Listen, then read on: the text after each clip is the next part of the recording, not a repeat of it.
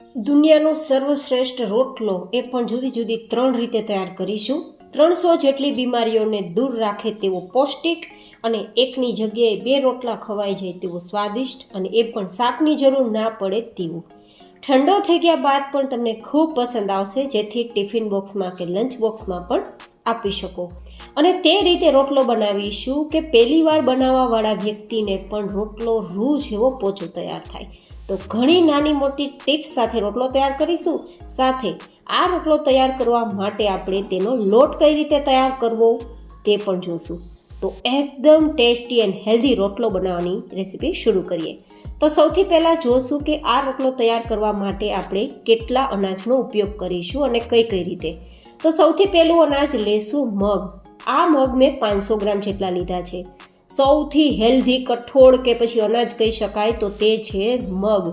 જો કોઈ પણ લોકો મગ ના ખાતા હોય તો તેને આ રીતે પણ ખવડાવી શકો છો. અને બીજું આપણે શ્રેષ્ઠ અને હેલ્ધી અનાજ લેશું કાળા ચણા, જે પણ 500 ગ્રામ જેટલા છે. અહીંયા સફેદ ચણા નથી લેવાના, આ જ રીતે કાળા ચણા લેવાના છે, કારણ કે આ ચણા ઘોડા જેવી શક્તિ આપે છે. સાથે લેશું 500 ગ્રામ જેટલી મકાઈ. મકાઈ છે તમારા મગજને મજબૂત કરશે, યાદશક્તિ આપશે, અલ્ઝાઇમર જેવી બીમારીઓને દૂર રાખશે. તો કોઈને કોઈ રૂપે મકાઈ ખાવી જોઈએ તો આ રીતે પણ ખાઈ શકાય.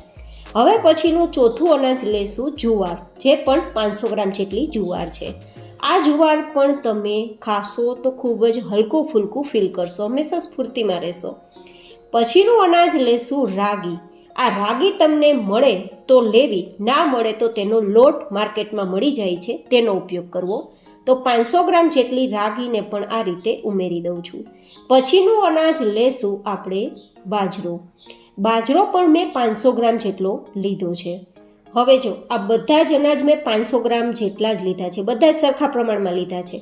એ ઠંડીની સિઝન છે ને એટલા માટે. ગરમીની સિઝનમાં તૈયાર કરતા હોય ને તો આ બધા જ અનાજ કરતાં રાગી અને બાજરાનું પ્રમાણ ઓછું રાખવું, અડધું રાખવું. હવે પછીનું અનાજ છે સોયાબીન, જે માત્ર ને માત્ર 250 ગ્રામ જેટલા છે, એટલે કે બીજા બધાય અનાજ કરતાં તેનું પ્રમાણ અડધું રાખ્યું છે, 250 ગ્રામ જેટલા જ છે. તો આ કુલ ટોટલ 7 ધાન આપણા તૈયાર થયા. હવે આ ધાનને આપણે આ રીતે એકવાર તો મિક્સ કરી દઈશું અને પછી આપણે તેને દળાવવા માટે કોઈ ડબ્બામાં ભરી દઈશું. એન્ડ હા ગાઈઝ, એક ખાસ વસ્તુ યાદ રાખવાની કે આ અનાજ એટલું જ દળાવવાનું કે તમારે 15 દિવસમાં આનો લોટ ઉપયોગમાં લેવાઈ જાય. 15 દિવસથી વધારે દિવસ ચાલે તેટલો લોટ તૈયાર નથી કરવાનો, કારણ કે બાજરો સમય રહેતા કડવો થઈ જાય છે અને તેના ફાયદા થવાની જગ્યાએ ઘણીવાર નુકસાન પણ થાય છે. તો માત્ર 15 દિવસ ચાલે તેટલું જ અનાજ મિક્સ કરી અને પછી તેને દળાવવું. હવે આ લોટને કેવો દળાવવાનો કે જેના ફાયદા વધારે થાય?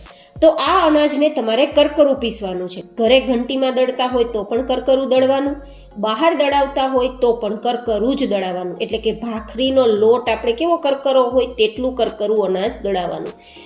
હવે આપણે આ લોટને દળાવ્યા બાદ જ મળીશું અને પછી હું તમને તેના ફાયદા બતાવીશ કે કરકરું અનાજ ખાવાથી શું ફાયદા થાય.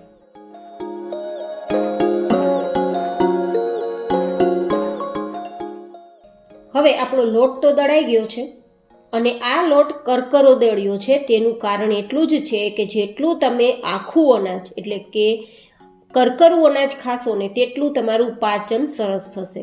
પાચન સરસ થશે તો તમે આખો દિવસ સ્ફૂર્તિમાં રહેશો. જેટલું ઝીણું અનાજ ખાશો ને તેટલી બીમારીઓ વધશે. કદાચ એટલા જ માટે ડૉક્ટર મેંદો ખાવાની મનાઈ કરે છે અને ખાસ કરીને ડાયાબિટીસના પેશન્ટને તો ઘઉં ખાવાની પણ મનાઈ કરે છે.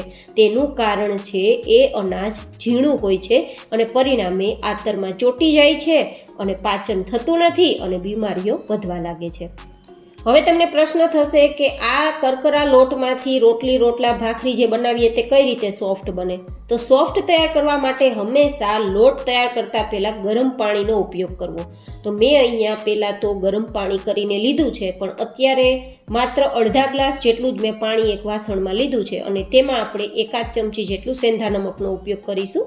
રોટલો બનાવીએ છીએ એટલા માટે નમક ઉમેર્યું છે, રોટલી બનાવતા હોય તો નમક ઉમેરવાની જરૂર નથી. હવે 2 ચમચી જેટલું હું અહીંયા ઘી ઉમેરું છું. તમે તેલનો ઉપયોગ કરી શકો છો અને ઘી અથવા તેલ ના ઉપયોગમાં લેવું હોય તો પણ સ્કીપ કરી શકો છો. માત્ર હું તો શાકની જરૂર ના પડે તેવો ટેસ્ટી રોટલો તૈયાર કરવા માટે ઘીનો ઉપયોગ કરું છું. હવે 1 ચમચી જેટલો અહીંયા મોરિંગા પાવડર, જેને સરગવાનો પાવડર કહેવાય, તેનો ઉપયોગ કરું છું. સરગવાનો પાવડર ઉપયોગમાં લેવાથી ડાયાબિટીસના પેશન્ટ માટે બેસ્ટ રહેશે અને ઘણા બધા લોકોને સાંધાના દુખાવા, કમર કે શરીરના દુખાવા થતા હોય તો તે લોકો માટે પણ બેસ્ટ રહેશે. વજનને પણ કંટ્રોલમાં કરશે અને આમ પણ સરગવાના તો ફાયદા જ ફાયદા છે. તો આ રીતે આપણે ઉપયોગમાં લઈ શકીએ. તો 1 ચમચી જેટલો મેં ઉપયોગમાં લીધો છે. જેની રેસીપી જોતી હોય તો ઉપર આઈ બટનમાં લિંક આપી દે. સરગવાનો પાવડર તમે ઘરે કઈ રીતે તૈયાર કરવો તે પણ જોઈ શકશો. હવે 1 ચમચી જેટલી કસૂરી મેથી ઉમેરું છું, જેને આપણે સુકવણી કહેવાય મેથીની. તે ના હોય તો જે ફ્રેશ મેથી હોય ને તે પણ લઈ શકો. 1 ચમચી જેટલી આપણે હળદર ઉમેરીશું. હળદર છે ને તે એન્ટીસેપ્ટિક એન્ડ એન્ટીબેક્ટેરિયલ પ્રોપર્ટીઝ ધરાવે છે, તો પરિણામે આપણા લોહીને પણ પ્યુરિફાય કરશે અને આપણે જો શરદી કફ ઉધરસ રહેતા હોય તો તેમાં પણ ફાયદા થશે. તો હળદરનો ઉપયોગ બસ મેં એટલા જ માટે કર્યો છે. તમારે ના કરવો હોય તો સ્કીપ કરી શકો છો, પણ આજે આપણે જ્યારે રોટલો હેલ્ધી જ બનાવીએ છીએ તો એ જ સામગ્રીઓ લેશું જે હેલ્ધી હોય. હવે 1 ચમચી જેટલું આખું જીરું ઉમેરશું. આખું જીરું છે ને તમારે પાચન ક્રિયાને મજબૂત કરશે. જો તમને એસિડિટીનો પ્રોબ્લેમ રહેતો હોય ને તો પણ તમને ગરમી દૂર કરવાનું કામ કરશે અને પેટની ચરબી ઓગાળવાનું કામ કરશે. તો આપણે અહીંયા 1 ચમચી જેટલું આખું જીરું લીધું અને હવે આપણે 3 કપ જેટલો તૈયાર કરેલો લોટ લેશું. જે 7 ધાનમાંથી તૈયાર કરેલો લોટ છે ને, કરકરો લોટ, તેનો ઉપયોગ કરીશું. અને 3 રોટલા તૈયાર કરવા માટે મેં અહીંયા 3 કપ જેટલો લોટ લીધો છે અને હવે પછી બધું જ આ રીતે પહેલાં તો મિક્સ કરી દઈશું. મિક્સ કર્યા બાદ જરૂર મુજબ આપણે ગરમ પાણી જે કર્યું છે ને, હુંફાળું ગરમ પાણી, તેનો ઉપયોગ કરીને લોટ તૈયાર કરીશું. લોટ કેવો તૈયાર કરવાનો? જે રોટલી બનાવતી વખતે લોટ બાંધીએ ને તેનાથી થોડો નરમ લોટ તૈયાર કરવાનો. વધારે સોફ્ટ લોટ નથી તૈયાર કરવાનો, નહીં તો રોટલો બરાબર બનશે નહીં અને જે રીતે ખાવામાં સોફ્ટ બનવો જોઈએ તે રીતે નહીં બને, પણ ચવડ બનશે. ઘણા બધા લોકોને પ્રશ્ન થતો હોય ને કે રોટલો કાં તો વધારે કડક થઈ જાય છે, તિરાડવાળો તૈયાર થઈ જાય છે, ખાવામાં સોફ્ટ નથી થતો, અથવા તો એટલો બધો સોફ્ટ થઈ જાય છે ને કે તે ચવડ થવા લાગે છે. તેવું ના થાય ને તેના માટે પહેલાં તો લોટ આ રીતે પરફેક્ટ બાંધવાનો. જો આ રીતે લોટ બધો જ ભેગો થઈ ગયો ને તે રીતે બાંધી લેવાનો. હવે આ તૈયાર થયેલ લોટમાંથી 1 રોટલો તૈયાર થાય ને તેટલો લોટ આપણે રાખશું. બાકીનો લોટ અત્યારે સાઈડમાં રાખી દઈશું. બીજા રોટલા તૈયાર કરતી વખતે તેનો ઉપયોગ કરી લેશું. હવે શું કરવાનું? પહેલાં તો ગરમ પાણી જે આપણે તૈયાર કર્યું ને તે થોડુંક વધ્યું છે, તેમાંથી આપણે હાથને આ રીતે ભીનો કરવાનો અને પછી હથેળીના પાછલા ભાગથી આગળની તરફ આ રીતે લોટને મસળવાનો.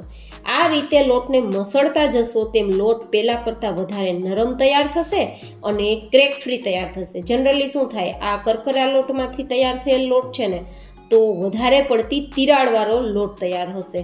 તો તિરાડને બધાને દૂર કરવા માટે અને લોટને પહેલાં કરતાં વધારે નરમ તૈયાર કરવા માટે મસળવું જરૂરી છે. જેટલો વધારે લોટને મસળશો તેટલો જ રોટલો છે તે ખાવામાં ટેસ્ટી બનશે અને એકદમ રૂ જેવો પોચો તૈયાર થશે. હું તમને બંને લોટ વચ્ચેનું ડિફરન્સ પણ બતાવી દઉં છું. પહેલાંનો લોટ છે ને મસળિયા વગરનો છે ને બીજો છે ને તે મસળીને તૈયાર કરેલો લોટ છે. તો કેટલો નરમ છે, જો એકદમ સોફ્ટ છે ને તિરાડ વગરનો છે. તો આ રીતે રોટલાનો લોટ આપણે મસળતું જવાનું ને તૈયાર કરતું જવાનું. હવે હું તમને રોટલા બનાવવાની પહેલી મેથડ બતાવું. જે લોકોને રોટલો બનાવતા નથી આવડતું તેને કઈ રીતે તૈયાર કરવો ને તેની પહેલી મેથડ. તો આપણે થોડો હથેળીને ગરમ પાણીથી પહેલાં હાથને ભીનો કરી લેવાનો અને પછી જે મસળીને તૈયાર કરેલો લોટ છે ને તેને આ રીતે આપણે પહેલાં તો ક્રેક ફ્રી રાખવાનો. પછી ચેક કરી લેવાનું કે અહીં તિરાડ હોય ને તો આ રીતે તમારે પાણીની મદદથી એને બૂરતું જવાનું તિરાડને. હવે શું કરવાનું? હથેળીનો પાછલો ભાગ અને હથેળીની આંગળીઓ, આપણા હાથની આંગળીઓ ને પાછલો ભાગ બંનેનો હેલ્પ લઈ, બંનેની મદદથી આ રીતે રોટલાને તૈયાર કરવાનું. પહેલાં તો જો તમે બને ને ત્યાં સુધી આંગળીઓની મદદથી થોડું હળવા હળવા હાથે પ્રેસ કરવાનું અને આગળની તરફ મૂવ કરવાનું. આગળની તરફ રોટલાને આ રીતે ચલાવતું જવાનું. જેમ રોટલો આગળની તરફ ચાલતો જશે તેમ આંગળીઓ અને હથેળીની પાછલા ભાગથી તમારું બેઝ થોડું મોટું થતું જશે. જો આટલું મોટું થઈ જાય ને પછી વચ્ચેનો ભાગ વધારે હોય તો કાઢી લેવાનો, નહીંતર હળવા હાથે દબાવી દેવાનો એટલે લેવલ થઈ જાય. ને પછી શું કરવાનું? આંગળીઓ અને હથેળીનો પાછલો ભાગ બંને પર થોડું હળવું વજન દેવાનું. વધારે વજન દેશો તો તૂટી જશે. થોડું હળવા હળવા હાથે વજન દેવાનું અને આગળની તરફ રોટલાને ચલાવવાનો.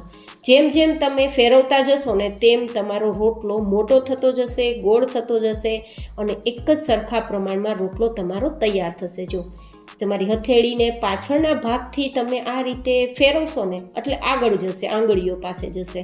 તો હથેળીના પાછલા ભાગથી આગળ જશે અને આંગળીઓની ભાગથી પાછો ફરીથી હથેળીના પાછલા ભાગ તરફ આવશે. મતલબ રોટલો ગોળ ગોળ ફરતો જશે અને હથેળીનો પાછલો ભાગ અને આંગળીઓની મદદથી તમારો રોટલો ગોળ તૈયાર થતો જશે. જો આ રીતે તો છે ને એકદમ પરફેક્ટ રીત.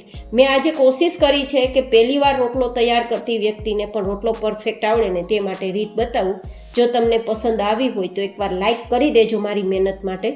ના પસંદ આવે તો ડિસલાઈક કરી શકો છો. તો હવે આ રીતે રોટલો તૈયાર થઈ ગયા બાદ શેકવા માટે માટીનો તવો લેવાનો અને માટીના તવાને હાઈ ગરમ કરવાનો. ગેસની ફ્લેમ પણ હાઈ રાખવાની. જો તવો હાઈ ગરમ નહીં હોય ને તો તમારો રોટલાની ઉપર તિરાડ આવી જશે ને રોટલો ફાટી જશે. ઉપરની જે સપાટી છે ને થોડી ડ્રાય થવા લાગે ને ત્યારે નીચેની સપાટી ફેરવવાની.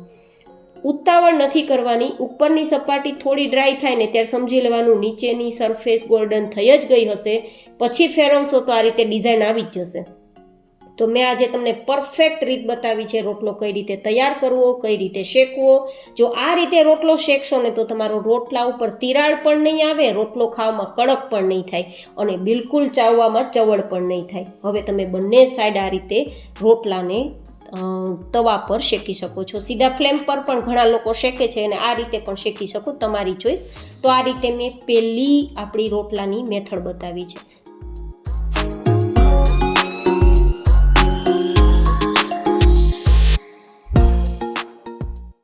હવે હું તમને બીજી મેથડ બતાવું. રોટલો ખાવો બધા જ ને પસંદ હોય પણ ના આવડતો હોય તો શું કરવાનું? તો આ રીતે પહેલાં જેમ રોટલાનો લોટ તૈયાર કર્યો ને મસળીને, તેમ મસળીનો લોટ તૈયાર કરી લેવાનો ને પછી કોરો લોટ જે મલ્ટીગ્રેન હતો ને આપણે તૈયાર કર્યો તેને આ રીતે થોડો થોડો લગાવતું જવાનું ને રોટલીની જેમ કે ભાખરીની જેમ વણતું જવાનું. અને પછી આપણે આને પકાવવા માટે, રોટલાને આપણે શેકવા માટે પાણીવાળો હાથ ઉપરની સપાટી તરફ અને નીચેની સપાટી તરફ બેય તરફ કરવાનો રહેશે. કારણ કે કોરો લોટ જો થોડો પણ ઉપર રહી જશે અને રોટલો શેકશો ને તો પણ રોટલામાં તિરાડ પડી જશે અને રોટલો ખાવામાં ચવડ જ થશે. તો થોડું હલકું હલકું પાણી લગાવીને સપાટીને આ રીતે ભીની કરી લેવાની. હવે જે આ ભીની સપાટી છે ને તેને તવાની નીચેની તરફ જવા દેવાની. આ રીતે તવામાં નીચેની તરફ જો. અને હવે આપણી આ સપાટી નીચેની તરફ ગોલ્ડન થાય ને જ્યારે રોટલાને ફેરવવાનો સમય આવે ને ત્યારે તમારે ઉપરની તરફ પણ હથેળીને ભીની કરીને હળવા હળવા હાથે ઉપરની સપાટી પણ ભીની કરવાની. જેથી આ જે સાઈડ છે ને તે ફેરવો ને તો પણ તે ચવડ ના થાય ને ક્રેક ફ્રી તિરાડવાળો રોટલો ના થાય તે માટે. અને હા, જો રોટલો એકવાર તવા પર મૂક્યા પછી દબાવશો ને તો ભમરો થઈ જશે, ફૂલી જશે વચ્ચેથી. તો ક્યારેય રોટલાને તવા પર મૂક્યા બાદ સીધો દબાવવાનો નથી. જો હવે તમે જુઓ આ રીતે ફેરવશો ને તો રોટલાની ડિઝાઇન આપણે ટીપીને રોટલો તૈયાર કર્યો હોય ને તેવો જ આવશે. બસ એટલા માટે મેં તમને આ પરફેક્ટ રીત બતાવી છે. આ રીતે બીજો રોટલો તૈયાર થઈ ગયો. હવે ત્રીજો રોટલો.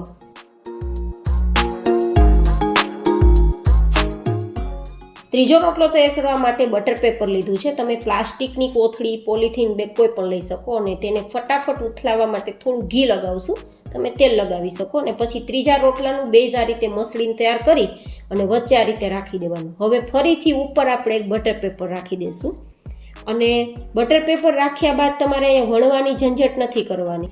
કોઈ પણ પ્રકારની જો મહેનત ના કરવી હોય ને તો આ રીતે કોઈ ડીશ લઈ લેવાની અથવા થાળી લઈ લેવાની. પછી હળવા હળવા હાથે તમારે થોડું દબાવતું જવાનું, ફેરવતું જવાનું. તો એકદમ રોટલો આપણો ગોળ તૈયાર થશે એક જ સરખા શેપમાં. જો આ રીતે. તો આ મેથડ તો લગભગ પુરુષો પણ કરી શકે. જ્યારે ઘરમાં સ્ત્રી ના હોય ને રોટલા ખાવા હોય તો તમે આ રીતે કરી શકો. હવે આ રોટલાને આપણે પાણી લગાવવાની જરૂર નથી કારણ કે ઓલરેડી બંને સપાટી ભીની જ છે. તો આપણે એકદમ હાઈ ગરમ તવા પર આપણા રોટલાને શેકવાનો છે તો શેકી લેશું.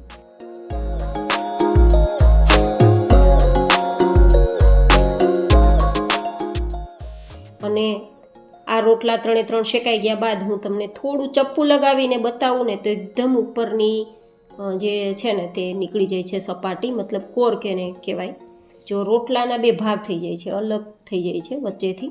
હવે આપણે ઘી કે બટર લગાવીને ખાશું ને તો આમાં શાકની જરૂર પડશે જ નહીં. એટલો ટેસ્ટી, કારણ કે આપણે જે અનાજ યુઝ કર્યા છે ને બધા મીઠા છે. તો માત્ર દહીં સાથે કે પછી ચટણી સાથે ખાશો ને તો પણ ખૂબ મજા આવશે તેવો રોટલો છે. તો કેવી લાગી તમને આજે એકદમ હેલ્ધી ટેસ્ટી રોટલો અને પણ જુદી જુદી 3 રીતે તૈયાર કરવાની રીત. મને જરૂર તમારા ફીડબેક આપજો. ફરી મળીશું એક નવી જ એન્ડ હેલ્ધી રેસિપી સાથે. ત્યાં સુધી stay healthy and stay happy.